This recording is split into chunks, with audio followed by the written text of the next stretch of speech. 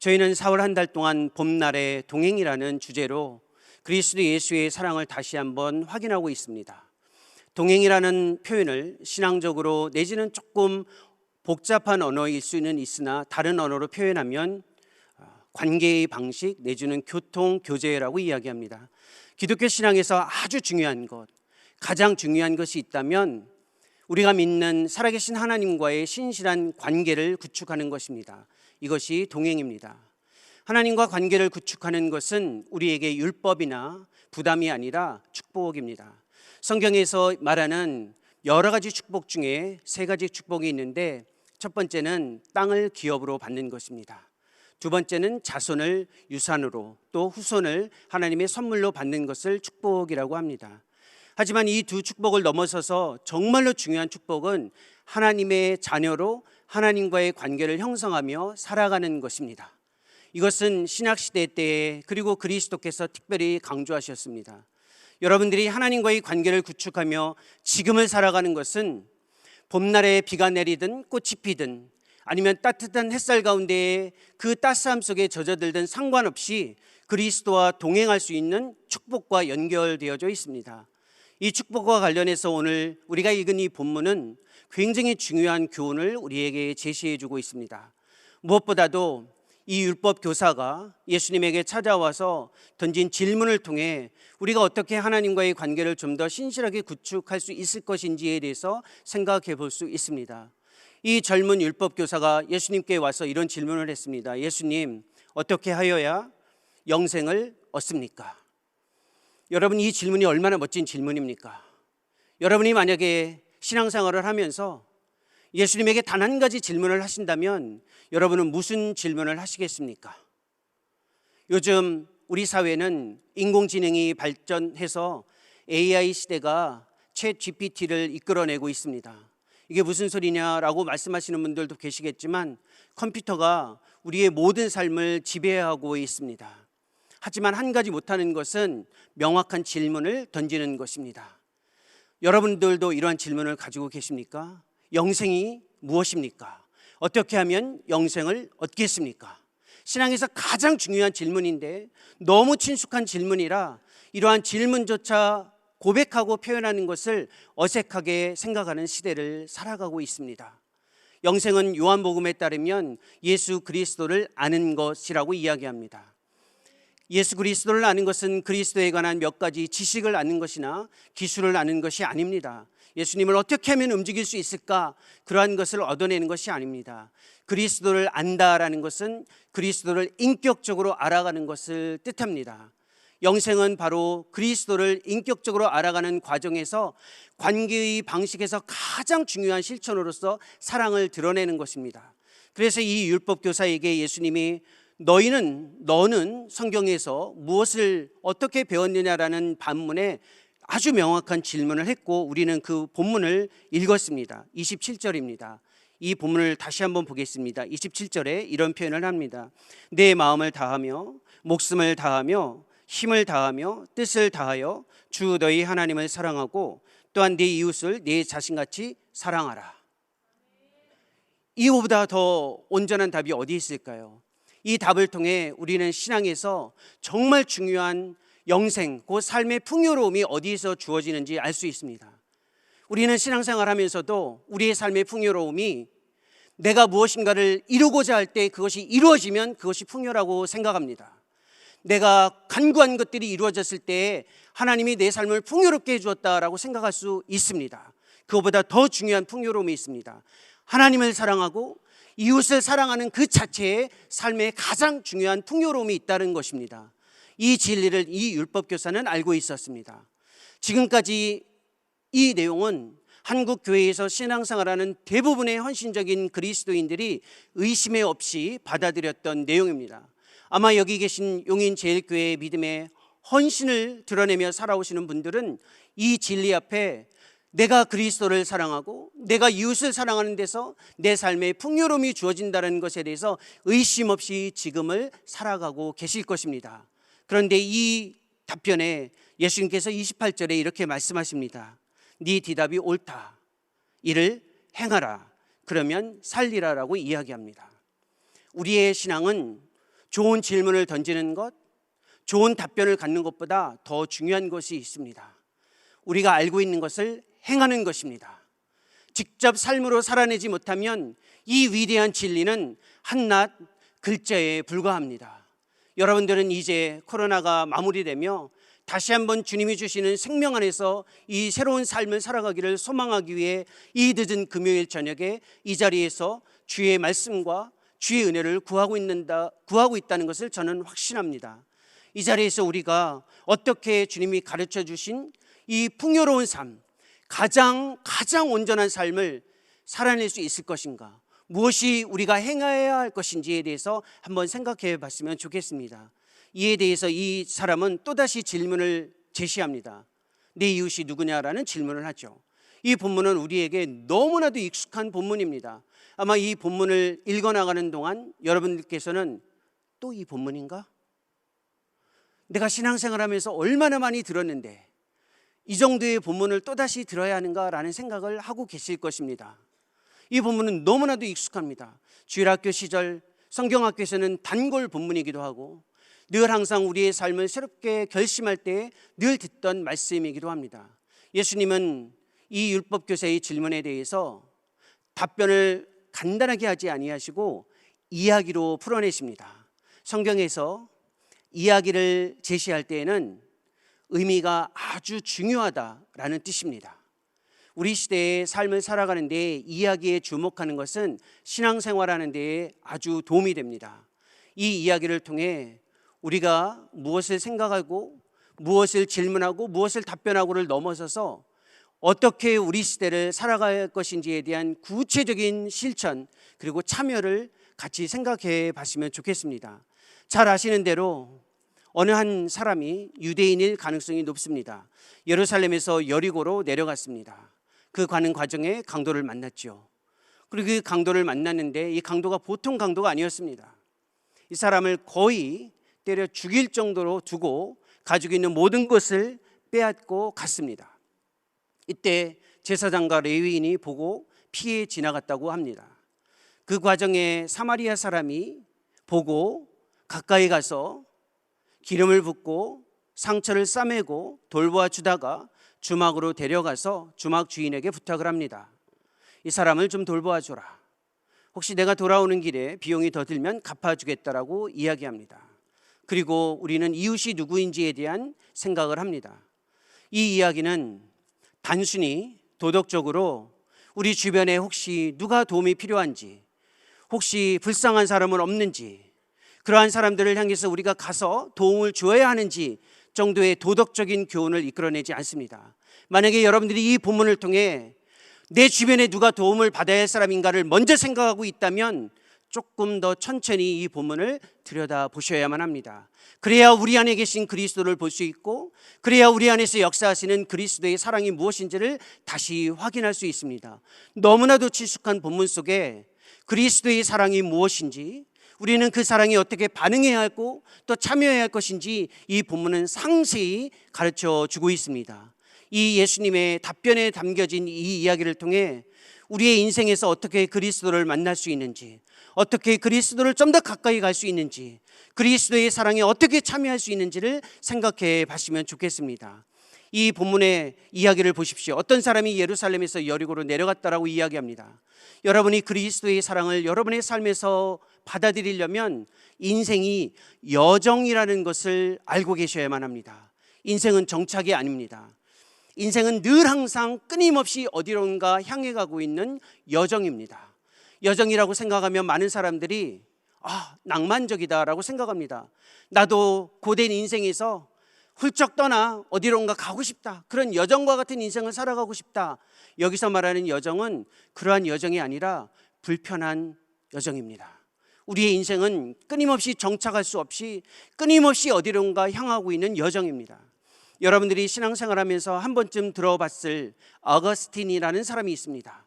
이 사람은 인생을 끊임없이 하나님을 향해 가는 과정이라고 이야기했습니다. 여러분들이 신앙생활하면서 한 번쯤 읽어봤을 철로 역정이라는 책을 쓴 존 버년도 인생은 끊임없이 구원을 향해 가는 여정이라고 이야기합니다.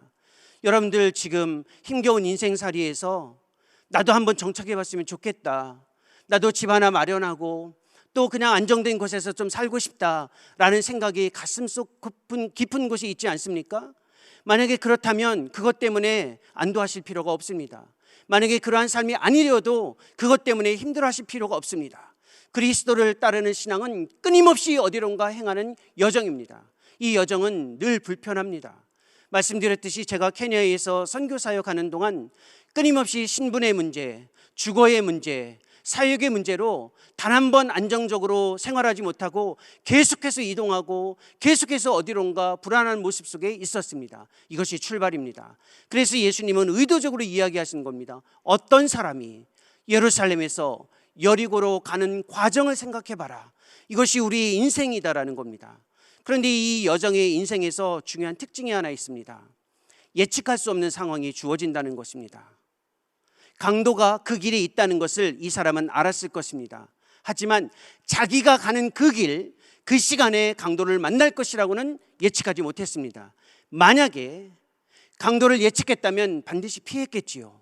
강도를 만났다는 것은 예측할 수 없는 인생을 받아들여야 한다는 것입니다. 여러분, 우리는 인생을 예측하고 싶어 합니다. 예측하는 인생에 아주 친숙합니다. 자동차를 운전해 보십시오. 제가 해외에서 있다가 한국에 들어와서 운전을 할 때 제일 충격적이고 인상적인 경험이 내비게이션에서 나오는 아주머니의 음성입니다. 바로 불과 몇 미터 앞에 무엇이 있는 것까지 알려줄 뿐만 아니라 제가 빨리 운전하면 천천히 가라. 옆에 무엇이 나타날 것 같으면 요즘에는 너무 좋은 차이기 때문에 자동차를 스스로 세워주기까지 합니다. 그렇게 걱정을 하지 않아도 모든 것이 예측할 수 있는 것이 우리의 삶입니다. 예측할 수 없는 상황이 주어지는 것이 굉장히 불편하고 힘듭니다. 지난 3년의 기간 동안 우리가 가장 힘들었던 것이 무엇일까요? 내 인생에 바이러스가 찾아와서 삶을 힘들게 할 것이라는 것은 알고 있었지만 내가 살아있을 때 팬데믹이 올 것이라고 예측한 사람은 그리 많지 않습니다. 우리가 힘들었던 것은 팬데믹을 우리가 예측하지 않은 인생의 시점에서 만났기 때문에 그렇습니다. 왜 주님이 예측할 수 없는 상황을 우리 가운데에 허락하실까요? 신앙적으로 바라보셔야만 합니다. 인생의 통제권이 우리 자신에게 있지 않다는 것을 고백하라는 것입니다. 내가 모든 것을 주관할 수 있다, 내가 예측할 수 있다, 통제할 수 있다라는 것에서 생각을 다시 바꾸라는 것입니다. 우리는 예측할 수 없습니다. 그 말은 우리의 인생을 우리가 통제할 수 없다라는 것을 받아들이라는 것입니다. 우리가 인생을 통제할 수 없다라는 것은 우리의 계획에 하나님을 초청하는 것을 주의하라는 것입니다. 우리의 소명은, 우리의 삶은 하나님의 위대한 계획 안에 우리가 들어가는 것입니다. 그런데 우리는 늘 항상 자기의 짧은 생각에서 인생을 계획하고 그 안에 하나님을 초청하고 싶어 합니다. 그리고 그 자기가 계획한 인생 안에 하나님이 들어오셔야만 이것이 신앙이다라는 생각을 갖습니다. 얼마나 위험합니까? 인생은 우리가 통제하는 것이 아닙니다. 우리보다 훨씬 더 우리의 인생을 잘 알고 계신 하나님이 우리를 참여하기를 원하십니다. 우리는 그 길로 걸어가야만 합니다. 거기에 참여하려면 우리가 어떻게 해야만 합니까? 주님을 의존해야만 합니다. 우리가 통제할 수 있으면 하나님을 의존하지 않습니다. 우리가 예측할 수 있는 모든 것을 가지고 있으면 하나님을 의존하지 않습니다. 그것 때문에 예측할 수 없는 상황을 우리에게 보여주는 것입니다. 인생은 상황을 바꾸는 것이 아니라 어떤 상황에서도 주님을 의존하는 것입니다. 그래서 지난 예측할 수 없는 3년의 기간 동안 우리는 진짜 신앙과 신앙생활을 하는 사람, 하는 모습만 가진 사람을 구분할 수 있었습니다. 신앙은 어떤 상황에서도 주님을 의존하는 것입니다. 제가 케냐에 있을 때 예측할 수 없는 상황이 어디까지 있었는지 아십니까? 언제 전기가 나갈지, 언제 물이 끊어질지 모르는 겁니다. 한국 살면서 만약에 혹시 집에 전기가 갑자기 나가면 여러분들 어떻게 하십니까? 바로 한전에 전화하시겠죠? 어떻게 공구도 없이 전기가 나가냐? 이거 어떻게 손해배상할 거냐? 이게 대한민국이냐? 이렇게 이야기할 수 있지 않겠습니까? 그런데 여러분들도 아시다시피 여러분이 그렇게 열심히 사역 후원하시는 탄자니아나 케냐 같은 곳은 예측하지 않고 전기가 나가고 물이 끊어집니다. 그때 많이 불편하죠. 어떻게 이럴까? 어떻게 삶이 이럴까? 좀 그때마다 배운 것이 하나 있습니다. 물과 전기조차도 통제할 수 없다면 오직 통제할 수 있는 것이 무엇인가에 집중하게 되어 있습니다. 통제할 수 있는 것이 전혀 없다는 것을 확인하게 됩니다. 그러면 의존하는 것만 찾게 됩니다. 그때 주님을 의존하게 됩니다. 다윗이 그것을 경험한 사람입니다. 다윗은 사울에게 쫓기면서 광야에서 끊임없이 인생을 살아가면서 주님을 의존하는 법을 배웠던 인물입니다. 여러분, 쉽지 않은 여정에서, 정말 불편한 여정에서 예측할 수 없는 이 상황에 이 강도 만난 자의 모습을 한번 보겠습니다. 30절 후반부입니다. 강도를 만남에 강도들이 그 옷을 벗기고 때려 거의 죽은 것을 버리고 갔더라 라고 되어 있습니다. 본문을 잘 보십시오. 그 옷을 벗기고 때려 거의 죽은 것을 버리고 갔더라. 이 사람의 모습은 가지고 있는 옷은 그 당시에 재산에서 가장 중요했습니다. 가지고 있는 재산이 없어진 겁니다. 맞았습니다. 상처를 받았습니다. 그리고 즉 거의 죽게 버려두고 갔습니다. 버려졌습니다. 소외됐다라는 겁니다. 우리는 이 본문을 읽을 때마다 늘 우리의 시선을 주변으로 향합니다. 누가 강도를 만났을까? 누가 옷을 빼앗겼을까? 누가 상처를 받았을까? 누가 버려졌을까? 그리고 그들을 찾아서 다가가고 싶어 합니다. 하지만 예수님이, 그리스도께서 이 본문을 통해 말씀하시고 싶은 의도는 그것이 아닙니다. 그것보다 훨씬 더 깊은 의미가 있습니다. 네 자신이 강도 만난 자라는 것을 먼저 보라는 것입니다. 우리의 모습이 어떤 사람들입니까? 내가 가지고 있는 것, 내가 가지고 있는 재정, 내가 가지고 있는 재산에 조금이라도 무엇인가가 문제가 있으면 그것 때문에 벌벌벌 떨면서 힘들어하는 사람이 누구입니까? 우리 자신 아닙니까? 누군가가 우리에게 가슴 깊은 상처를 안겨준 것 때문에 힘들어하고 그 상처받은 것 때문에 힘겨워서 오늘을 절절매며 살아가는 사람들이 누구입니까? 우리 주변에 있는 사람들입니까? 아닙니다. 우리 자신입니다. 늘 외로움에 절절매면서 힘겨운 인생 속에 나 혼자 버려진 것 같이 그 삶의 자리에서 힘겨워하는 사람이 누구입니까? 우리 자신 아닙니까? 우리는 신앙생활을 하면서 이 강도 만난 자가 나 자신이라는 것을 먼저 확인해야만 그리스도의 사랑을 확신할 수 있습니다. 우리는 이것을 인정하고 싶어 하지 않아요. 인정하는 것이 굉장히 어렵습니다. 왜 그런 줄 아세요? 믿음이 없어 보이기 때문에 그렇습니다. 우리는 마음속에 이런 생각을 가져요. 내가 조금 더 괜찮아야, 내가 조금 더 온전해야 주님이 나를 받아주실 것이다. 내가 좀 더 괜찮은 사람이 되어야 되는데, 내가 이런 정말 인간적으로 이런 모습을 보이면 주님이 나를 사랑하실까? 사랑하십니다. 주님이 원하시는 것은 정직한 인정입니다. 내가 어떤 사람인지에 대한 정직한 인정 없이 옆에 있는 사람을 바라보지 마십시오. 옆에 있는 누군가가 힘겨워하는 사람인가 보기 전에 여러분 자신을 보셔야만 합니다. 이 정직한 고백이 없이는 그리스도의 사랑을 받아들일 수가 없다라는 겁니다. 이것은 우리 자신의 모습입니다. 내가 이런 사람이다. 내가 정말 돈 몇 푼 때문에 마음 아파하고, 누군가가 정말 나를 짓밟을 정도로 가져다준 상처 때문에 괴로워하고, 정말 외로움에 절절매는 그 삶의 아픔 속에 있는 자가 나 자신이라는 것을 알 때에 그리스도의 사랑을 알 수 있다라는 겁니다. 여러분의 삶의 모습을 먼저 이해해 주셔야 이 본문의 의미가 다가올 수 있다는 겁니다. 이러한 상황 속에서 이 사람 주변에 제사장과 레위인이 지나갑니다. 예수님께서는 이렇게 이야기를 풀어갑니다. 31절에 마침 한 제사장이 그 길로 내려가다가 그를 보고 피하여 지나갔다라고 이야기하죠. 똑같이 32절에 보면 레위인도 그곳에 이르러 그를 보고 피하여 지나갔다라고 이야기합니다. 여러분 어떻게 보여지십니까? 제사장과 레위인이 보고 피해 지나갔습니다. 모르고 지나갔으면 괜찮잖아요. 그렇죠? 모르고 지나간 거니까. 보고 피해 지나갔습니다. 어떻게 생각하시나요? 어떻게 제사장과 레위인이 그럴 수 있을까라고 생각할 수 있지만, 사실 여러분들이 성경 공부를 통해서 배워서 알고 계시듯이 어쩔 수 없습니다. 제사장과 레위인이 상처난 사람, 부정한 사람을 만지면 일정 기간 동안 직무에서 배제됩니다. 자가격리를 해야 됩니다. 그러니까 제사장과 레위인으로서의 자기의 역할을 못하기 때문에 피해 지나간 겁니다. 그러니까 제사장과 레위인을 뭐라고 할 수는 없어요. 그렇죠? 물론 제가 가르치는 사람이기 때문에 가끔 질문을 드릴 수 있습니다. 그럴 때 여러분들이 답변하실 필요는 없지만 그래도 생각은 해보시면 도움이 될 겁니다. 뭐라고 할 수는 없죠. 그렇죠? 뭐라고 할 수는 없는 거예요. 그런데 생각은 해볼 수 있습니다. 원래 제사장이, 원래 레위인이 해야 되는 일이 무엇입니까? 아픔과 상처난 사람들을 돌봐주는 일을 하는 것이 제사장과 레위인이에요. 그런데 아이러니하게도 자기 스스로의 일과 신분을 지속하기 위해서 그 일을 안 하는 겁니다. 여기서 여러분들이 생각하셔야 할 것이 하나 있습니다.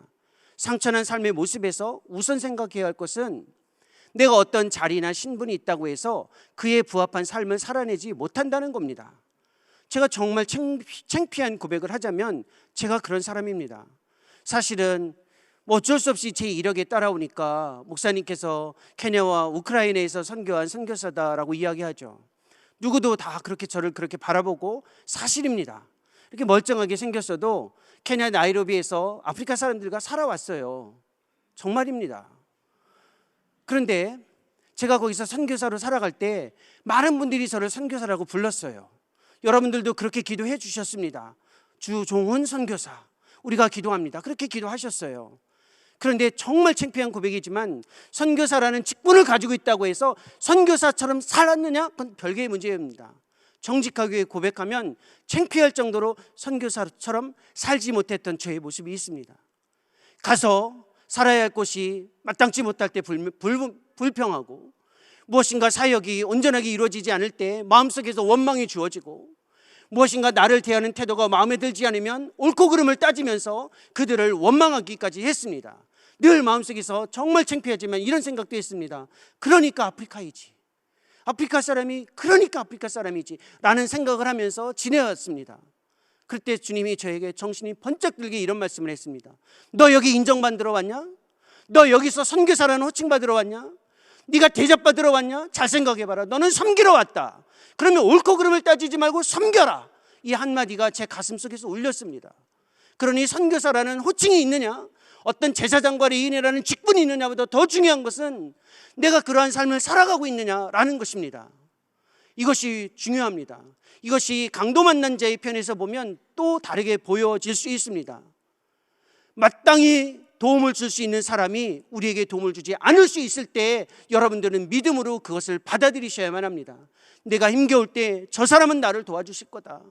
내가 정말 어려울 때 저 사람만큼은 나를 피하지 않을 것이다. 다 피합니다. 다 피해요.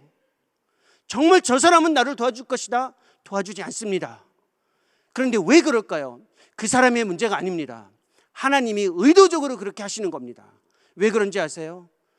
내가 어려운 상황에서 내가 어떻게 도움을 받아야 할 것인지를 스스로 결정하지 말라는 겁니다. 그러면 은혜가 무엇인지를 모르기 때문에 그렇습니다. 여러분, 은혜가 무엇입니까? 은혜라는 것은 그 도움을 받는 방식과 과정을 스스로 결정하면 은혜가 될 수 없습니다. 내가 예측했다. 하나님이 이렇게 도우실 것을 나는 알고 있었다. 감사는 하지만 은혜가 무엇인지는 알 수 없습니다.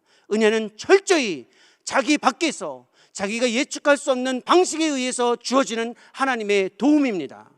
그것을 경험해야 하기 때문에 제사장과 레위인이라는 인물을 등장시켜서 예수님께서 이야기를 풀어가시는 것입니다. 여러분 잘 생각해 보십시오. 성경에는 이 은혜에 대한 경험으로 가득합니다. 강도 맞는 자와 같이 살아왔던 요셉을 생각해 보십시오. 요셉이 웅덩이에 빠졌습니다. 스스로 나올 수 있는 방법이 없었습니다. 어떻게 나왔나요? 밖에서 누군가가 그를 건져주었을 때 밖으로 나올 수 있었습니다.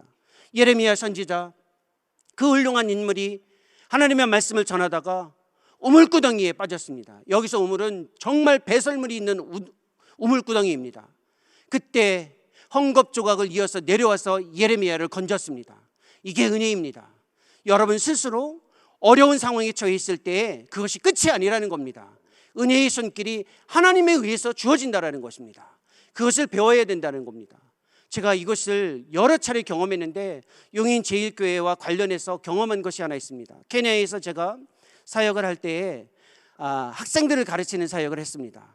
대학생들을 가르치고 아프리카 현지인들을 가르치고 끝나고 나면 늘 기도 제목이 있습니다. 이 아이들이 좀 일을 했으면 좋겠는데, 이 젊은 형제 자매들이 어디서 하나님이 좀 사용했으면 좋겠는데, 이런 생각을 갖는데 공부를 했는데 길이 열리지 않는 거예요. 준비된 사람 하나님이 쓰실 줄 알았는데 왜 이렇게 쓰지 않을까? 그때 탄자니아에 선교 사역을 하시는 선교사님께서 연락을 해왔습니다. 저에게 선교사님 혹시 유치원에서 가르칠 만한 좋은 선생님 있으면 좀 소개 좀 시켜주십시오. 그래서 2명을 보냈습니다. 그때 여러분들이 기도하셨습니다. 탄자니아의 선교를 위해서. 그때 저는 무엇을 기도하고 있었냐면 앞이 보이지 않는 젊은 자매들을 위해 기도하고 있었습니다. 저는 한 번도 생각해 보지 못했습니다. 그 2 자매가 탄자니아에 가서 일할 것이라고는 생각하지도 못했습니다. 여러분이 기도하셨을 때 하나님이 그곳에서 은혜를 베풀어 주셨다는 겁니다. 보이지 않는 곳에서 일을 하시고 보이지 않는 방식으로 일을 하셨다는 겁니다. 여기서 정말 이 일이 얼마나 신비스럽게 이루어졌냐면 불가능한 것 같은 일이 그때도 한 번 있었습니다. 그 2 자매를 탄자니아로 보낼 때 비행기를 태워서 보냈습니다. 그 2 자매가 생애 최초로 비행기를 타는 날이었습니다. 근데 비행기를 놓쳤어요. 그 소식 들으셨나요 혹시? 못 들으셨죠? 비행기를 놓쳤어요. 비행기를 처음 타니까 이 2 자매가 비행기 시간에 맞춰서 공항에 간 거예요. 그러니까 9시에 비행기가 뜨니까 9시까지 간 거예요. 비행기를 놓쳤어요. 그러면 어떻게 하겠습니까? 비행기 표를 다시 사서 다시 보낸 거예요. 그 정도로 하나님을 일을 하신다. 우리가 생각해도 안 될 것이다. 예측하는 방식하고 넘어서서 일을 하신다는 겁니다. 그것이 제사장과 레위인을 통해서 보여주신 이야기가 우리의 삶에서도 이루어져야 됩니다. 힘들고 어려우시면 하나님이 도우실 방법을 미리 정하지 마십시오. 하나님은 살아계십니다. 반드시 여러분의 삶의 자리에서 역사하십니다. 도우실 방법을 하나님이 갖고 계십니다. 그것을 확신하셔야 주님이 다가오셔서 어떻게 일하시는지를 보고 이것이 은혜입니다라고 고백할 수 있다는 겁니다. 이때 누구를 만났습니까? 사마리아 사람을 만났습니다. 이 본문 33절을 보십시오. 어떤 사마리아 사람은, 여기서부터 중요하니까 33절, 34절은 우리 다 같이 한번 읽어보겠습니다. 33절부터 같이 한번 읽겠습니다. 어떤 사마리아 사람은 여행하는 중 거기 이르러 그를 보고 불쌍히 여겨 가까이 가서 기름과 포도주를 그 상처에 붓고 싸매고 자기 짐승에 태워 주막으로 데리고 가서 돌보아 주니라. 어떠한 사마리아 사람이 여행하는 중에 그를 똑같이 봤죠. 그리고 나서 뒤에 있는 동사가 완전히 달라집니다. 여기서 이제 조금 생각해 볼 필요가 있는데, 제사장과 레위인과는 달리 이 사마리아 사람이 했던 동작에 대한 동사가 굉장히 많습니다. 성경을 혹시 펴놓고 계신가요? 안 피셨으면 피셔도 됩니다. 지금 동사가 몇 개가 나오는지 한번 세보십시오. 여기서 나오는 동사를 한번 생각해 보십시오. 몇 개가 되는지. 어림잡아 적게는 8개, 많게는 10개까지 셀 수 있습니다. 자 보십시오. 이르러, 보고, 불쌍히 여겨, 가까이 가서, 싸매고, 무엇으로? 상처를 싸매고 기름, 포도주를 붓고 또 주막으로 데려가서 돌보아주라고 부탁을 했습니다. 누가 보여지십니까? 이 사마리아의 사람의 모습에서 여러분은 누가 보여지십니까? 이 사마리아 사람은 그리스도를 보여주고 계시다는 것을 확신하셔야만 합니다. 이 사마리아의 모습은 그리스도께서 강도 만난 자와 같은 삶의 현실에 있는 우리에게 어떻게 다가오시는지를 보여주는 하나님의 이야기이자 사랑의 초청입니다. 이 이야기를 보십시오. 그리스도께서는 이 사마리아 사람처럼 우리에게 다가오십니다. 사마리아 사람은 유대인에게 다가갈 수 없습니다. 그런데 이 사마리아 사람은 유대인에게 다가갔습니다. 이거는 어마어마한 용기이자 결단이자 엄청난 희생과 죽을 각오를 한 결심이기도 합니다. 그리스도께서는 우리에게 경계를 넘어서서 다가오셨습니다. 하나님의 그 온전한 모습 안에 거하실 수 있지만 그 안에 있는 것을 스스로 포기하시고 경계를 넘어서서 우리 가운데에 다가오셨습니다. 다가오셔서 감싸시고 싸매시고 심지어는 오늘 우리가 고백한 찬양의 내용들처럼 죽기까지 하셨습니다. 이것이 사마리아 사람이 유대인이 사마리아 사람에게 가지 않았던 그 경계를 허무는 하나님의 위대한 사랑입니다. 여러분에게 다가오셨다는 겁니다. 이 세상에서 가까이 하기에, 다가가기에 가장 어려운 사람이 누구일까요? 그리스도 편에서, 그리스도가 가까이 하기 가장 어려운 사람이 누구라고 생각하십니까? 옆에 있는 저 집사님. 내가 생각할 때는 우리 옆집에 사는 그 사람은 정말 그리스도도 가까이 하지 못할 거야. 혹시 그런 사람들이 생각나십니까? 다시 한번 생각해 보십시오. 그리스도께서 가까이 하기 가장 어려운 사람은 나 자신입니다. 나 자신이 그리스도께서 가까이 하기 가장 어려운 대상이라는 것을 확신하면 그리스도의 사랑을 할 수 있습니다. 저는 알고 있습니다. 여러분 앞에서 이렇게 멀쩡한 목소리로 하나님의 말씀을 나누고 제가 살아왔던 사역을 이야기할 수 있지만 제가 얼마나 더러운 사람인지, 제가 얼마나 추악한 사람인지, 얼마나 하나님 앞에서 연약한 사람인지 정말 창피할 정도로 여러분 앞에 정직하게 고백합니다. 그런데 저와 같은 사람을 향해서 그리스도께서 다가오셨을 뿐만 아니라 저를 받아주셨습니다. 이것을 확신하는 순간 옆에 있는 어떤 집사님도, 어떤 권사님도, 어떠한 형제 자매도 받아들이지 못할 사람이 없다는 것을 알고 있습니다. 경계를 넘어서서 다가오신 그리스도의 사랑을 확신하십시오. 왜 그러신지 아십니까? 그리스도께서는 우리를 바라보실 때에 눈에 보여지는 대로 사람을 바라보지 않으십니다. 상처나 있는 모습, 연약한 모습, 형편없는 모습, 남들에게 보여지기에 창피할 정도로 위축된 삶의 모습, 그것은 세상 사람들의 관점입니다. 그리스도는 우리를 눈에 보여지는 대로 바라보지 않으십니다. 하나님께서 처음 창조해 주셨을 때 우리를 보셨던 그 아름다운 가치를 끊임없이 바라보고 계십니다. 상처난 사람을 통해서 회복되어져야 할 하나님의 사람이라는 것을 사마리아 사람이 본 것처럼 그리스도께서는 여러분의 겉모습을 그렇게 보고 판단하지 않으십니다. 여러분의 내면의 가치를, 여러분이 하나님의 형상이라는 것을 보고 확신하고 그것을 붙들고 여러분을 바라보십니다. 밖에서 어디에 사는지, 어느 학교를 나왔는지, 어느 직장에 있는지, 어느 형편에 있는지 예수님은 그것 때문에 여러분들을 판단하지 않으십니다. 여러분의 가치, 하나님에 의해서 만들어진 그 가치를 바라보고 여러분을 받아 안으신다는 것입니다. 그것이 예수님이 우리를 바라보시는 관점이에요. 눈에 보여지는 것으로 판단하지 않는다는 겁니다. 우리는 얼마나 쉽게 사람들을 판단합니까? 또다시 케냐로 돌아가서 하나 말씀드리면, 제가 케냐 사람들을 볼 때 정말 이렇게 생각했습니다. 무섭다. 너무 검다. 내가 고등부 다닐 때, 우리 학예회 할 때는 크리스마스 때 천사는 하얀색, 악마는 하얀색이 아닌 다른 색, 그 색과 유사한 사람들, 그러니까 뭔가 좀 다르겠지. 이게 얼마나 편견입니까? 정말 상식적으로 이러한 편견에 사로잡힐 정도로 우리는 보여지는 대로 사람을 판단합니다. 우리 눈앞에 보여진 망가진 사람, 형편없는 사람, 그리스도께서 바라보신 그 보이지 않는 그 내면의 가치를 바라보시고 다가가셨던 이 사마리아인과 같은 그리스도의 모습이 우리에게 다가올 뿐만 아니라 우리 주변에게도 가고 있다는 것을 확신하셔야만 합니다. 왜 그런지 아세요? 사람을 과정으로 보고 있기 때문에 그렇습니다. 말씀드렸죠. 예루살렘에서 여리고로 가는 인생의 여정을 생각해 보십시오. 우리는 지금 과정에 있습니다.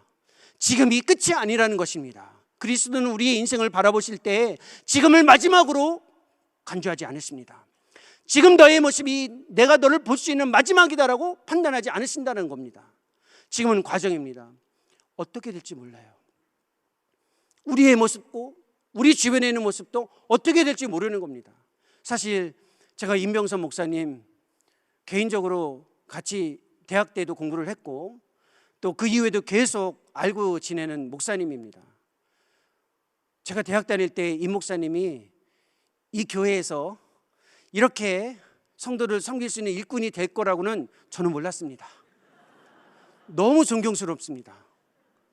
그때 제가 조금 더 친했으면 지금 좀 더 달라지지 않았을까라는 생각을 아쉬움에 인간적으로는 할 수 있겠지만 중요한 생각은 아니죠.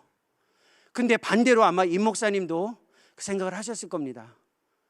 과정상에 여러분 주변의 동료들을 보십시오. 그러니까 제가 임 목사님이랑 친한 동료다라는 이야기를 말씀드리는 겁니다. 여러분 주변에, 물론 목사님은 안 친하셔도 제 마음속에서는 친하니까 그렇게 이해하고 계시면 되고요. 여러분 한번 주변에 사람들 보십시오. 쟤는 왜 저럴까? 자녀 보면서 혹시 그런 생각 하신 적 없습니까? 참 내가 낳았지만 여기가 끝이다 얘는. 사랑해서 결혼한 배우자, 내가 사랑해서 살아왔지만 여기까지다. 혹시 그렇게 생각하고 계시지는 않으십니까? 집에서 친구들, 배우자 다 과정입니다.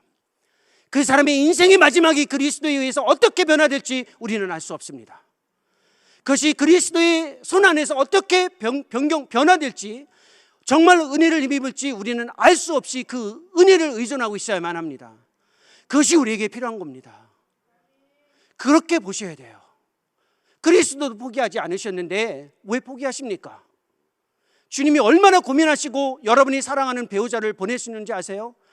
딴 배우자 만나면 이만큼도 살지 못하기 때문에 보내신 거예요. 그러니까 더 책임감 있게 받아들이십시오. 자녀 보내실 때 주님 편에서 고민 많이 하셨습니다.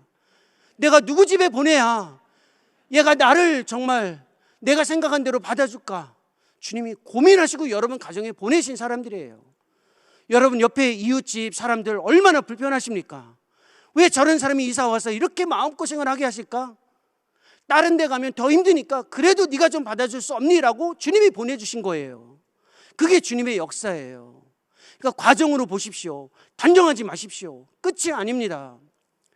제가 이렇게 멀쩡하게 이 자리에 있어도요, 우리 다시 말씀드리면 임 목사님이 산 증인입니다. 유학 초년에 굉장히 힘들었습니다. 내가 공부를 더 못할 것 같다, 어떻게 살아갈 수 없을 것이다, 한번 보고 가셨어요. 그때 주님이 은혜를 주시고 그때의 모습이 끝이 아니고 지금이, 그리고 앞으로 가야 할 길이 더 남아있다는 것을 저는 지금도 확신하고 있습니다. 여러분의 삶을 그렇게 확신하십시오. 그리고 주님이 다가오셔서 치유해 주십니다.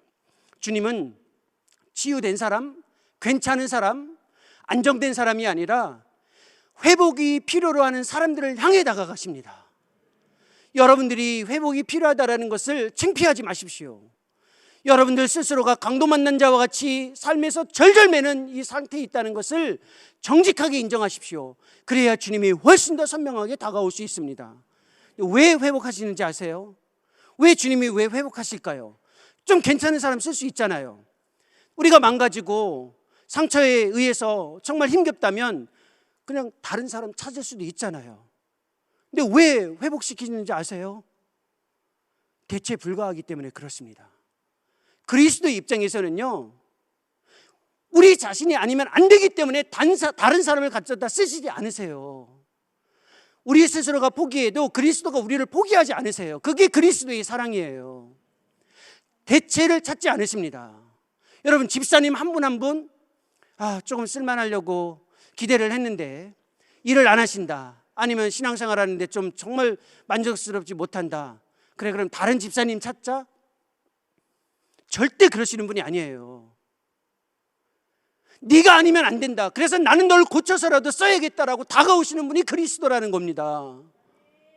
그게 성경의 진리예요. 아담이 망가졌을 때 제가 만약에 하나님이라면 위험한 생각이지만 처음부터 다시 시작했을 겁니다. 여러분, 진짜 부자는 어떤 사람들인지 아세요? 문제가 있을 때 물건을 새로 사는 사람이 아니에요. 문제가 있을 때 그 물건을 어떤 식으로라든 회복시키고 고치는 사람이 진짜 부자입니다. 불가능해 보이는 일을 하는 거거든요. 웬만한 부자는요, 문제가 있으면 바꿔요. 진짜 부자는요, 문제가 있는 걸 될 때까지 해요. 하나님은요, 망가진 인생, 그래 다음 사람 쓰자 이렇게 하시는 분이 아니에요. 여러분 스스로 한 사람 한 사람을 어떻게 보여도 끝까지 포기하지 않으신다는 겁니다. 마지막까지 다가오셔서 여러분들을 고쳐서 회복시키신다는 겁니다. 그리고 어디로 데려가십니까? 주막으로 데려가십니다. 주막으로 데려가서 주인에게 부탁을 하죠. 좀 돌보아 주라 라고 이야기합니다. 여러분, 왜 주막으로 데려오셨을까요? 주막이 어디로 보여지십니까? 이제 이 이야기를 잘 따라오신 분이라면 주막이 어디인지 마음속에 답변을 가지고 계실 겁니다. 그렇죠? 답 안 하셔도 돼요. 그러나 질문은 제가 드려보는데, 그렇죠? 주막은 교회를 뜻합니다. 우리 시대의 주막은 교회예요. 교회는 어떤 곳입니까? 그리스도께서 상처난 자를 회복하기 위해서 데려오는 곳입니다. 여기 있는 모두는 예외 없이 그리스도께서 데려온 자들입니다. 우리는 그리스도께서 우리를 회복시키시기 위해서 어떤 방법을 쓰는지를 보셔야 돼요. 주막 안으로 데려오신다는 겁니다. 오늘날 교회 공동체를 통해서 우리를 회복시키신다는 겁니다. 교회 공동체 안에 있을 때 어떻게 회복되는지는 알 수 없어요. 하지만 신비스러운 방식은 공동체, 즉 주막 안에 있을 때 우리가 회복된다라는 겁니다. 여러분이 공동체 안에 있을 때, 용인제일교회 공동체라는 주막 안에 있을 때 여러분의 삶이 온전히 회복되어지는 과정이 있습니다. 만약에 여러분들이 조금이라도 이 안에서 회복되셨다면 이제 이 이야기에 초점을 옮겨서 들으셔야만 합니다. 주막 주인으로 이 이야기를 들으셔야만 합니다. 또 다른 누군가를 주님께서 여러분 곁으로 데려오십니다. 그리고 데나리온 2를 주며 이렇게 부탁할 겁니다. 내가 돌아올 때까지 돌보아 주라. 혹시 비용이 더 들면 내가 돌아올 때 갚아주리라. 여러분, 용인제일교회가 50년의 역사를 통해서 어떻게 흘러왔습니까? 데나리온 2를 가지고 용인 지역에 있는 사람들, 단자니아를 비롯한 세상에 있는 수많은 선교를 위해, 하나님의 백성들을 위해 노력하지 않으셨습니까? 데나리온 2이 얼마입니까? 당시 데나리온 하나는 노동자가 하루 일해서 버는 임금입니다. 2은 이틀 품삯입니다. 요즘 보통 사람들이 이틀 열심히 일하면 20만 원 정도 받겠죠. 용인제일교회는 많은 자산으로 하나님의 일을 한 것이 아닙니다. 하나님이 맡겨준 정말 안 되는 2 데나리온, 우리가 일하면서, 길에서, 직장에서, 정말 삶의 터전에서 한 걸음 한 걸음 주님을 의지하면서 10원을 벌어가면서 하나님을 위해서 사용하고 그 데나리온을 바쳐서 주님의 일을 해왔습니다. 때로는 힘겨웠습니다. 힘에 부쳤습니다. 주님이 이렇게 약속하셨어요. 데나리온 2를 가지고 사역을 하되 혹시 힘들면 내가 돌아올 때 되갚아 주리라. 내가 돌아올 때 너희들의 수고를 기억하겠다라는 그 이야기에 그 약속을 해주시는 겁니다. 여러분, 우리가 얼마나 힘듭니까? 얼마나 힘겹습니까? 주님은 많은 것을 안겨주고 일하라고 하지는 않으십니다. 많은 것이 주어질 때까지 기다리시면 안 됩니다. 조금이라도 내가 가지고 있는 것 안에서 주님이 주시는 일을 회복하는 일에 참여할 수 있다면 그 일을 노력하는 것이 우리의 과제입니다. 우리가 해야 할 일이 바로 여기에 있습니다. 교회의 역사에서는 이 일을 환대의 사역으로 발전시켰습니다. 기독교 공동체는 정말 이 주막 주인처럼 그리스도께서 회복시켜가는 사람들을 위한 환대의 사역에 신실하게 참여했습니다. 되갚지 못할 사람들을 위한 환대입니다. 세상의 환대는 반드시 되갚을 사람들을 향해서만 환대합니다. 하지만 교회 공동체는 절대 되갚지 못할 조건이 있어도 그들을 향해 아낌없이 환대합니다. 그들을 환영하고 그들을 인정하고 그들의 필요에 외면하지 않고 우리의 발걸음과 손을 내밀어 돕는 것이 기독교의 환대입니다. 우리가 그 소명을 받았습니다. 우리 이제 마지막 찬양팀의 도움을 받아서 찬양 한 곡을 같이 한번 부르고 이 이야기를 통해 그리스도의 사랑이 우리에게 어떻게 주어졌는지, 어떻게 다가오는지, 그리고 우리는 어떻게 반응해야 할지 기도하면서 우리의 시간을 마무리했으면 좋겠습니다. 주님 다시 오실 때까지라는 찬송입니다. 여러분의 마음속에서 그리스도께서 어떻게 다시 오셨습니까? 여러분의 삶을 회복하기 위해 이 찬상을 우리의 결단의 고백으로 함께 드리겠습니다.